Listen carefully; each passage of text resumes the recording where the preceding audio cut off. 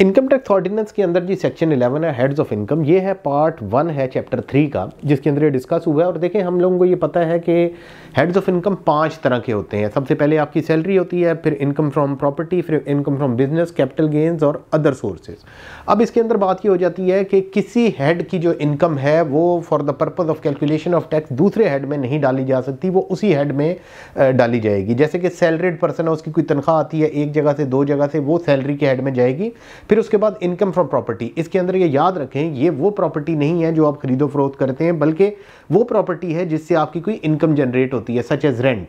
उसके बाद आपका इनकम फ्रॉम बिजनेस, आप कोई बिजनेस करते हैं वहां से जो इनकम आती है वो इनकम फ्रॉम बिजनेस के हेड में चली जाए। फिर कैपिटल गेन्स, कि अगर आपकी कोई प्रॉपर्टी है आपने वो पूरी की पूरी बेच दी या कोई बिजनेस पूरे का पूरा बेच दिया तो वो आपका कैपिटल गेन आ जाता है। और फिर अदर सोर्सेज, कि इसके अलावा और कोई सोर्स है तो वो अदर सोर्स के हेड के अंदर जाएगी और वहां से आपकी कंप्यूटेशन होगी जी।